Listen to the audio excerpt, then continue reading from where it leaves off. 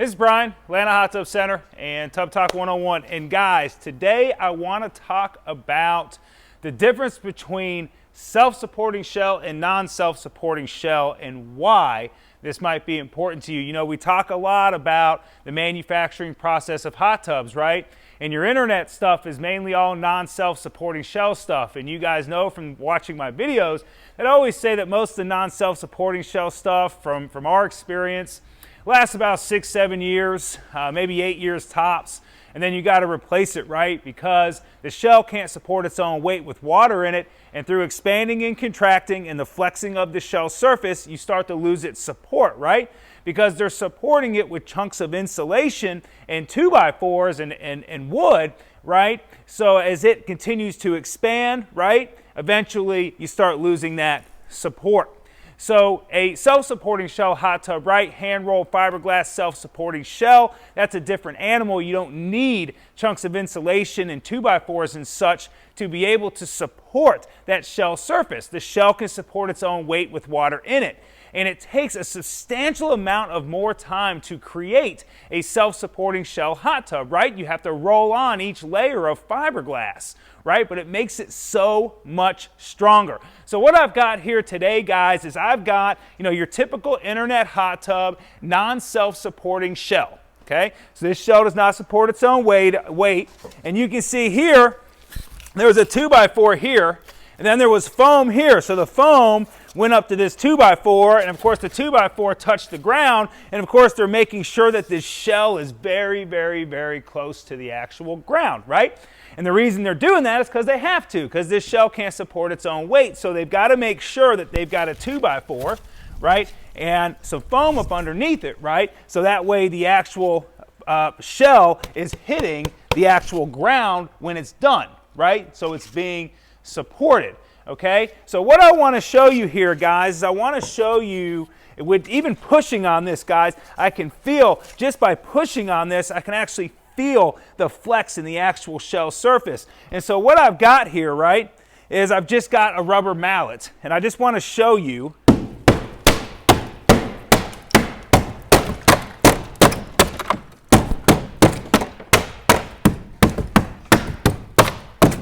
Right? That's the shell, guys. This is pieces of the acrylic on the other side, right? That's pieces of the acrylic on the other side.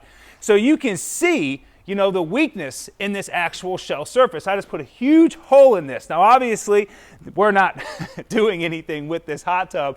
We do not refurbish non-self-supporting shell hot tubs, right? Why would I refurbish and restore something that's designed to last 7 or 8 years, right, when it's got 7 or 8 years on it? All right, so this is step one. Now we're going to do this same exact process on a self-supporting shell hot tub here in just a few moments. All right, guys, so a little cut there in the video. What I have here is a Sundance Prado, and this is a full self-supporting shell hot tub, and we're going to talk about some telltale signs. But before we do, full disclosure, guys, I got this tub from Dealer Conference. Every year, a bunch of dealers all over the world get together and we look at new product and new ideas and new jets that are coming out for the Sundance product. All right, and this tub was there, and when they bring these tubs in to show the new shells, right, and the new tubs that are coming out, new models and stuff, they don't do everything to it, right? They just basically, this isn't even the correct framing you would see on this actual hot tub, right? It doesn't have the plastic base, doesn't have the plastic pan, right? I mean, basically what they're doing is they're throwing a shell in a box that they can show the dealers and say, hey, look, this is the new Prado that's coming out. So this doesn't have any plumbing in it, doesn't have any electronics in it, doesn't have any foam. But I was walking around with my area rep, and I said, what are you going to do with that thing when you're done with it? He says, man, honestly, we just bring them back to California and trash them. I said, can I have it? I said, I'd love to have it for videos, right? I can show people a real self-supporting shell hot tub without all the plumbing and insulation to really give people a good feel of the difference between the two. And he made a few calls and said, sure. So here I am with it. A couple telltale signs of a self-supporting shell. One would be these rollers. They leave the rollers actually in the fiberglass because the fiberglass is so thick, they just pull out the part that actually rolls the roller. So you can see how thick this is here, right? And then they just pull the roller out, right? And there's one there. There's another one down here at the bottom. Another thing you can notice is the evenness. See how even all of this is, right? Because you're laying on sheets and you're rolling it, so you can see how nice and even this is, comparison to just a small layer of chop, right? So one thing I want to touch on again, guys, which we touched on originally is, guys, you know, self-supporting shell products, and you know, Sundance isn't the only one, but your self-supporting shell stuff, guys, that hand rolled fiberglass, it takes an extensive amount of time. It takes a lot of labor hours.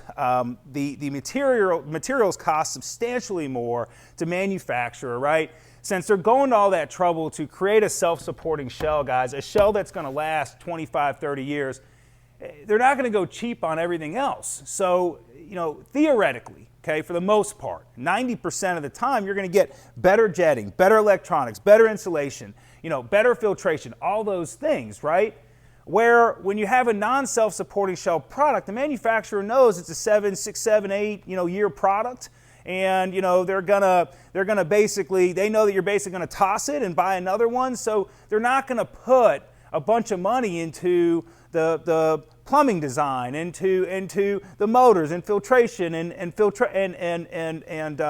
insulation and all those other things, right? Because there's no reason really for them to do that, right? And it is true to say, guys, you get what you pay for, right? And if you're looking at a hot tub today and you want a self-supporting shell product, you're starting off at, you know, $9,000 or $10,000. They're not cheap.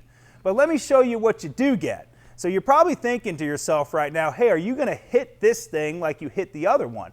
And yeah, I'm absolutely going to do that because I want to showcase the strength of a self-supporting shell spa, right? I want to show you why you might want to consider, okay, spending a little bit more on a hot tub rather than buying something off the internet that's non-self-supporting. So here we go, guys. Same mallet, okay? And I'm going to hit this guy harder, actually, than the other one, right? So here we go.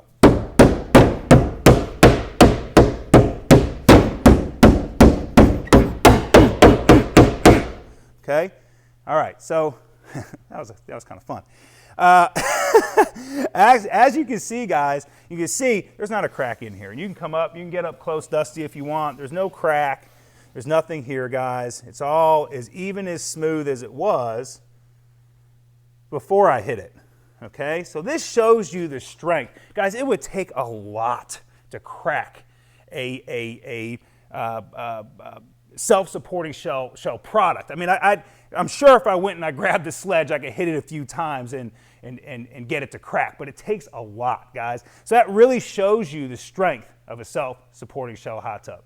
This is Brian, Atlanta Hot Tub Center, and the difference between non-self-supporting shell hot tub and self-supporting shell hot tub. Thank you.